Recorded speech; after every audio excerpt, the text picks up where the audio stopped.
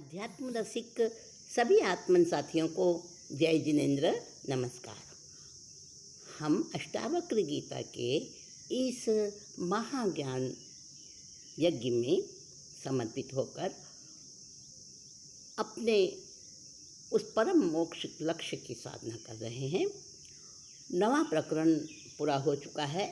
अष्टावक्र जी बराबर जनक को अपने आत्मज्ञान का बोध करा रहे हैं और उसको समझा रहे हैं कि सम्यक ज्ञान और सम्यक दर्शन मोक्ष के लिए कितने आवश्यक हैं। 9वें प्रकरण में बताया था कि जब तक द्वंद्वों से तू पार नहीं होगा तब तक मुक्ति नहीं हो पाएगी। अब 10वें प्रकरण में क्या कह रहे हैं? वैर स्वरूपी काम त्याग दे, अनर्थ भरे सब अर्थ को भी, सबसे उपरत हो तज दे, द्वय हेतु रूप धर्म को भी। देखिए, चौंक गए होंगे आप सुनकर कि धर्म अर्थ काम और मोक्ष, ये 4 पुरुषार्थ बताए हैं। अब क्या कह रहे हैं अष्टावक्र जी? वैर स्वरूपी काम त्याग दे। चलो ठीक है, यहाँ तक। अनर्थ भरे सब अर्थ को भी, यहाँ भी ठीक है। सबसे उपरत हो तज दे, द्वय हेतु रूप धर्म को भी। देखिए, यहाँ चौंक गए होंगे आप। अरे, धर्म को भी छोड़ने को कह रहे हैं? ये क्या कह दिया? हाँ, कह रहे हैं छोड़ने का मतलब यहाँ पर ऐसा है कि धर्म, अर्थ, काम और मोक्ष, ये 4 पुरुषार्थ हैं, जिसमें धर्म और मोक्ष ये 2 छोर हैं, किनारे हैं, और अर्थ और काम ये संसार में व्यवहार करने के लिए जरूरी होते हैं। जैसे एक महासमुद्र है, अब उसके किनारे को देखें, फिर बीच में पानी आ जाता है, फिर दूसरा किनारा आ जाता है। तो एक किनारा धर्म और दूसरा किनारा मोक्ष, और बीच में अर्थ और काम। क्या कह रहे हैं कि जहाँ तक कामना है, वासना है, इच्छा है, वहाँ तक मोक्ष की बात केवल कपोल कल्पित रह जाती है। ये संसार द्वंद्वात्मक है, इसका त्याग करो ऐसा कहा गया है, अर्थात उपेक्षा करो। क्योंकि जब तक आयु है, जब तक जीवन है, और जीवन की डोर अपने हाथ से तोड़ी नहीं जा सकती, चाहे जीवन कितना ही कष्टमय हो। बिस्तर में पड़ा हुआ व्यक्ति, मृत्यु के कगार पर खड़ा हुआ व्यक्ति, वो भी नहीं मरता जब तक कि उसकी आयु पूर्ण नहीं होती। तो अपने हाथ से जीवन की डोर को काटा नहीं जा सकता। जब तक जीवन है तब तक जीना ही होगा। तो इसको छोड़ने से काम नहीं चलेगा। छोड़ने वाली बात वो नहीं कह रहे हैं, वो ये कह रहे हैं कि वासना और कामना का त्याग का अर्थ है उपेक्षा कर दो। इनकी उपेक्षा कर दो, क्योंकि काम दुश्मन के समान है। जहाँ तक कामना है वहाँ तक संसार है। अब रहा दूसरा अर्थ, धन संपत्ति, वो तो अनर्थ का कारण है ही। जितना भी अनर्थ संसार में होता है, उसके मूल में, सारे अनर्थों के मूल में काम और अर्थ ही है। इन दोनों की उपेक्षा से ही मोक्ष का मार्ग प्रशस्त होता है। यहाँ पर भी अष्टावक्र जी कह रहे हैं छोड़ने का नहीं, उपेक्षा करने का बोल रहे हैं। ना ये प्रशंसनीय है और ना ये निंदनीय है। कौन? काम और अर्थ। आत्मज्ञानी इनकी उपेक्षा करे, क्योंकि निंदा में भी और प्रशंसा में भी दोनों में ही कामना है। इसीलिए कह रहे हैं वैर स्वरूपी काम त्याग दे। जो वैर स्वरूप है, जब वैर का त्याग होगा तो प्रशंसा का भी त्याग अपने आप हो जाएगा। देखो, राग और द्वेष दो शब्द आते हैं, तो वहाँ पर वीत राग कहा जाता है। जो हट जाता है राग से भी द्वेष से भी, तो उसको वीत राग कहा जाता है, वीत द्वेष नहीं कहते। लेकिन महर्षि अष्टावक्र कह रहे हैं द्वेष को त्याग। जब तू द्वेष को त्याग देगा तो सारे ही तुझे अपने नजर आएंगे। तो वैर को त्याग दो और अर्थ को त्याग दो। वैर स्वरूपी काम उपेक्षा करने योग्य है और अनर्थ का मूल अर्थ भी उपेक्षा करने योग्य है। इन दोनों के कारण रूप धर्म को भी उपेक्षा करने की बात कहते हैं। शास्त्रों में धर्म, अर्थ, काम, मोक्ष चारों को महत्व दिया है। संसारी व्यक्ति वो है जो इन पहले वाले तीन का सेवन करते मोक्ष प्राप्ति की ओर बढ़ता है। वही अंतिम चरम लक्ष्य है। किंतु मोक्ष प्राप्ति से ध्यान हटाकर और बाकी तीन यानी धर्म, अर्थ और काम, इन तीनों का सेवन करते रहो, वो भोगवादी दृष्टि है। और मोक्ष को ध्यान में रखकर इनका सेवन करो तो उसको धर्म की दृष्टि से सही माना गया है। अष्टावक्र आत्मज्ञानी है और जनक को मोक्ष प्राप्ति हेतु काम और अर्थ के साथ ऐसे धर्म की भी उपेक्षा करने की वो सलाह दे रहे हैं, उपदेश दे रहे हैं। क्योंकि ऐसा धर्म भी धर्म नहीं है जो कि अर्थ और काम को सेवन करता रहे। तो ऐसे धर्म की भी उपेक्षा करनी है। ये भी बंधन का कारण है, यह भी साधना तक है।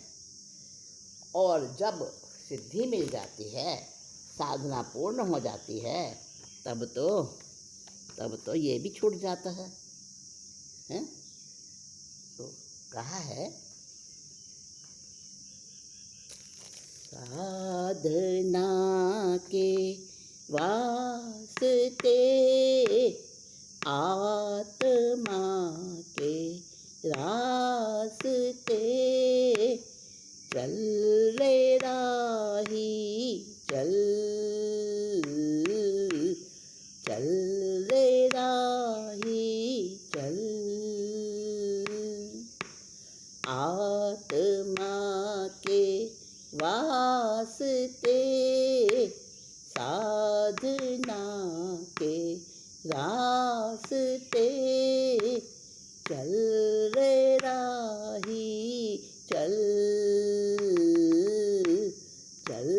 रे राही चल।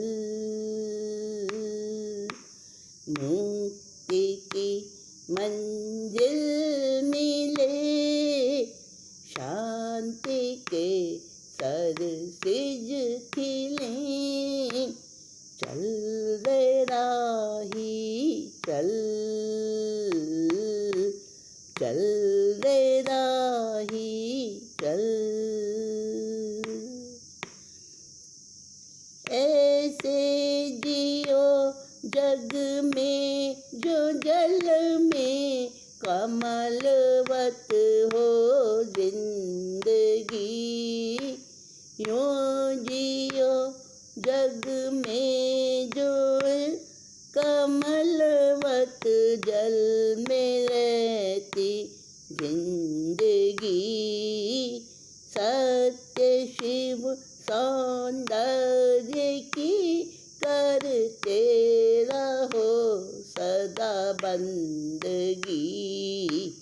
शेष सब निशेष हो, हृदय का अभिषेक हो। चल रे राही चल, चल रे राही चल। साधना के रास्ते आत्मा के वास्ते, चल रे राही चल, चल रे राही चल, चल रे राही चल, चल रे राही चल। बता रहे हैं कि साधना जब तक चले तब तक धर्म अर्थ और काम, मोक्ष का लक्ष्य रखकर धर्म अर्थ काम इन तीनों के साथ उपेक्षा करते हुए इन तीनों की जीवन जियो। वो धर्म माना जा सकता है, परंतु अगर मोक्ष को दृष्टि में ना रखें और धर्म अर्थ और काम में ही रचे पचे रहें तो वो भोगवाद है। भोगवाद से बचना, उपेक्षा करनी अर्थ की और काम की। जैसे माध्यस्थ भाव एक प्रकार से, माध्यस्थ तटस्थ रहना है इनसे, क्योंकि इनके बिना जीवन नहीं चलता।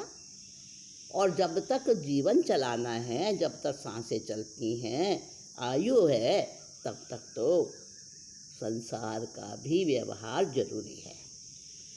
पर उपेक्षा करके कैसे रहना? जैसे जल में कमल रहता है, कमल जल से स्पर्श नहीं करता, उस कीचड़ में ही जन्मता है, कीचड़ में ही रहता है, वहीं खिलता है और कीचड़ का स्पर्श नहीं करता। उसी प्रकार से आत्मसाधक ऐसे रहे। आगे कहते हैं, मित्र खेत स्त्री संपत्ति धन मकान भ्राता आदि। मित्र खेत स्त्री संपत्ति धन मकान भ्राता आदि, देख इन्हें इंद्रजाल स्वप्न सम, टिकते जो 3-5 दिन ही। कि ये जितने भी तेरे चारों तरफ फैले हुए साधन हैं, तेरे साथ साथ चलने वाले रिश्ते नाते, धन संपत्ति मकान मित्र खेत, जितने भी तेरे चारों तरफ तुझसे अलग ये तेरा शरीर भी, सब चाहे अपने से उत्पन्न संतान भी है, सब कुछ ये पर हैं, तुझसे अलग हैं। इन्हें इंद्रजाल और स्वप्न के समान देख, ऐसा समझ कि ये स्वप्न जैसे दिखता है पर सत्य नहीं होता। आँख खुली और स्वप्न समाप्त। स्वप्न में कोई राजा बन गया और आँख खुलने पर भी अपने को राजा मानेगा तो क्या हाल होगा उसका, है ना? तो स्वप्न है, सपने हैं सपने, कब हुए अपने। आँख खुली और टूट गए, अंधियारे के थे ये मोती। भोर भई और फूट गए, सपने हैं सपने, कब हुए अपने। जैसे स्वप्न क्षणिक होता है, अनित्य होता है, ऐसे ही ये सारे संबंध, ये धन मकान खेत संपत्ति आदि जो भी सब कुछ चारों ओर तेरे फैला हुआ ये इंद्रजाल समान, ये सब क्षणिक है, स्वप्न के समान है। ये ज़्यादा टिकने वाला नहीं है, शाश्वत नहीं है। इनको तू स्वप्न के समान ही जान, बस उतना सा ही संबंध रख जितना के स्वप्न के साथ रहता है। वो खुशी, उसको तृष्णा मत बना। वीत तृष्णा बनना है तुझे, वीत तृष्णा। अगले श्लोक में ऐसा ही कह रहे हैं, जहाँ जहाँ होती है तृष्णा, जान तो वहीं वहीं संसार। जहाँ जहाँ होती है तृष्णा, जान तो वहीं वहीं संसार। प्रौढ़ वैराग्य का ले आश्रय, हो वीत तृष्णा और सुखी अपार। सुखी होने का मार्ग बता रहे हैं कि वीत तृष्णा हो जा, तृष्णा से अतीत हो जा, यही प्रौढ़ वैराग्य है। जहाँ जहाँ तृष्णा है वहाँ वहाँ संसार समाया हुआ है। आत्मा का बंध है तृष्णा मात्र, नाश तृष्णा का मोक्ष प्रधान। भव प्रपंच से अनासक्ति द्वारा हो प्राप्ति तुष्टि महान। और आगे कह रहे हैं, अष्टावक्र जी अपने उपदेश में कह रहे हैं, आत्मा का बंध है तृष्णा मात्र। एक तृष्णा जरा सी भी जहाँ तक विद्यमान है वहाँ तक आत्मा का बंध है, आत्मा निर्मुक्त नहीं है। और तृष्णा का नाश हुआ और तत्क्षण मोक्ष हाथ में आया। और जब तक अनासक्ति रहती है भव प्रपंच से, संसार के सब चीज़ों से अनासक्ति यदि है तो तुझे महान तुष्टि की प्राप्ति हो सकती है। और वो महान तुष्टि वही तो मोक्ष है, महान तुष्टि वही तो बन जाती है आत्मा के लिए, आत्मा के लिए परम शांति बन जाती है। तो जीने का तरीका बता रहे हैं, जैसे निसी वासर कमल रहे पंख ही में, पंकज कहावे पहनावा के ढिग पंख है। जैसे मंत्रवादी विषधर सो गहावे घात, मंत्र की सकती वाके बिना विष डंक है। जैसे जीभ गहे चिकनाई रहे रुखे अंग, पानी में कनक जैसे काई सो अटंक है। तैसे ज्ञानवंत नाना भांति कर तुति ठन, क्रिया को भिन्न मान यात निकलंक है। उदाहरण दे के समझा रहे हैं, ऐसे दृष्टांत दे रहे हैं जो जीवन के साथ घटित होते हैं। जैसे निशिवासर यानी रात और दिन, कमल पंख कीचड़ में ही रहता है, कीचड़ में ही जन्मता है, पंकज कहलाता है, उसका नाम ही पंकज बन गया। परंतु फिर भी उसके पास नाम मात्र लेश मात्र भी पंख नहीं होता, अर्थात कीचड़ नहीं होता, वो कीचड़ से बिल्कुल निर्लिप्त होता है। एक उदाहरण कमल का दिया, दूसरा उदाहरण दे रहे हैं, जैसे मंत्रवादी विषधरसों का हावे गात। जैसे कोई मंत्र सिद्ध एक कोई ओझा होता है, कोई बड़ा भारी मंत्रवादी होता है, तो वो किसी को सांप काट ले तो वो सांप को बुला लेता है मंत्र से।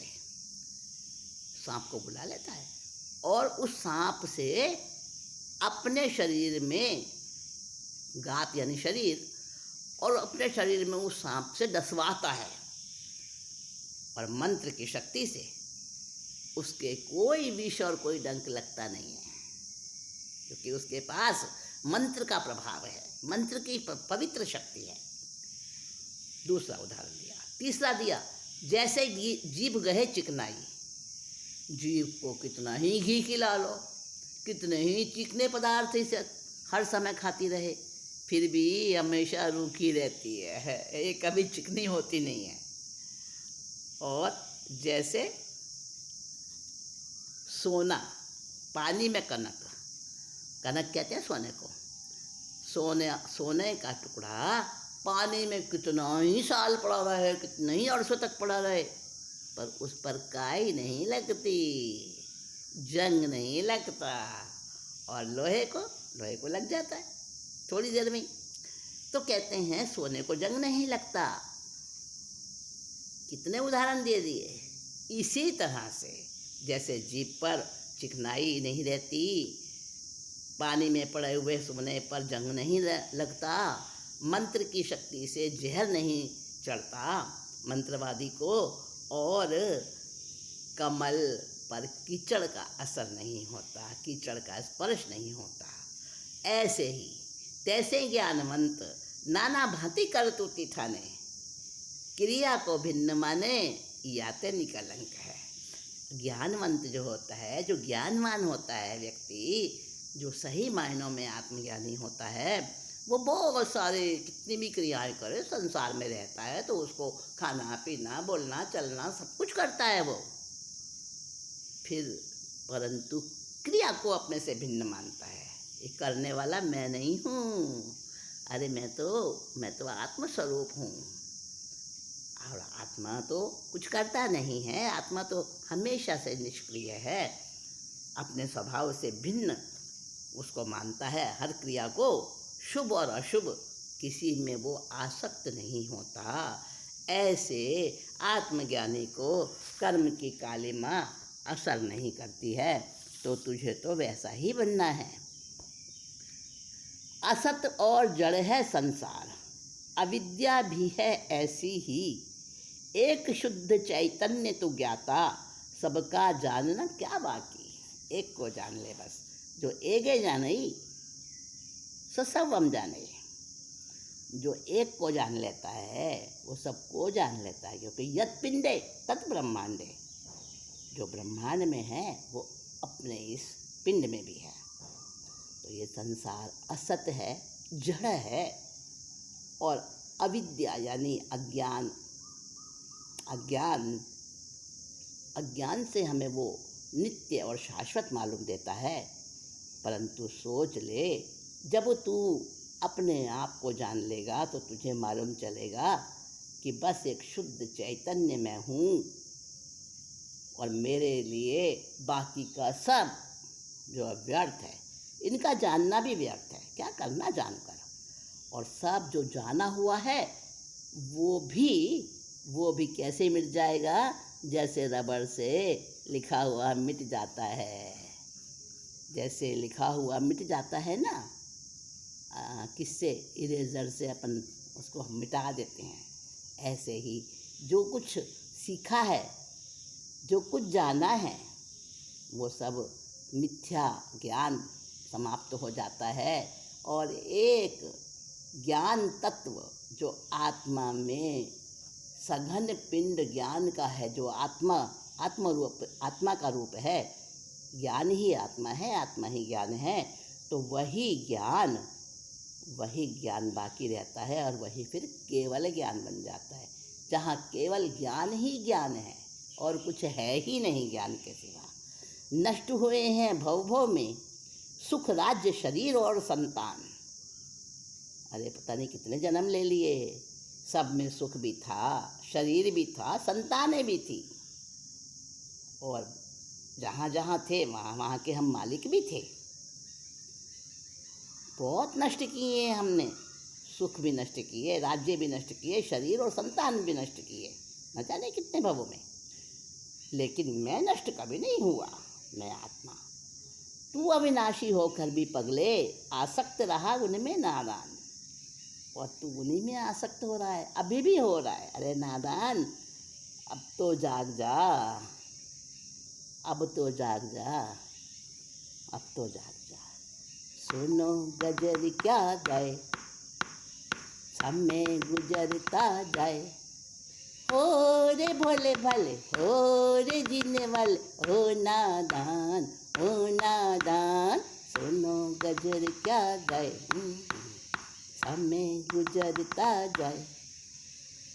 गिने चुने पल हैं तेरे जीवन के, धूम मचा ले अभी दिन है या कम के। हो रे जीने वाले, हो रे भोले भाले, हो नादान, हो नादान। सुनो गजर क्या गाए, समय गुजरता जाए। एक एक पल गुजर रहा है, तू हर पल में सावधान हो जा। बहुत नादानियाँ कर लिए बहुत से पुण्य कर्म, और अर्थ काम काफ़ी हो गए। भव अटवी में नहीं मिली विश्रांति, अब तो बस कर दे। श्रम साध्य दुख भरे कार्यों में मन वाणी और काया के तू थका रहा कितने जन्मों, अब त्याग क्लेश उपरत हो तू। अरे तूने कितने कितने भव बिताए, कितने कितने जन्म लिए, मन वाणी और काया कैसे कैसे कार्य किए इनसे, और थकावट आज तक नहीं आई। उस थकावट को अनुभव कर, कितने जन्मों से थका है। अब इस सब चीज़ को हटा दे, क्लेश से उपरत हो जा, और तू प्रौढ़ वैराग्य को धारण कर ले। वीत तृष्णा बन जा, वीत तृष्णा। कह रहे हैं अष्टावक्र जी, बार बार जगा रहे हैं कि अब। और अष्टावक्र जी किसको जगा रहे हैं? जनक जी तो जगे हुए ही हैं। उनके माध्यम से हम जैसे संसारी जीवों को वो उपदेश दे रहे हैं कि जग जाओ, जग जाओ। ये 10वां प्रकरण पूरा जागरण का जो अष्टावक्र जी ने उपदेश में जनक को समझाया, 10वें प्रकरण में ये सारा भाव आया। और अब 11वां प्रकरण, उसमें क्या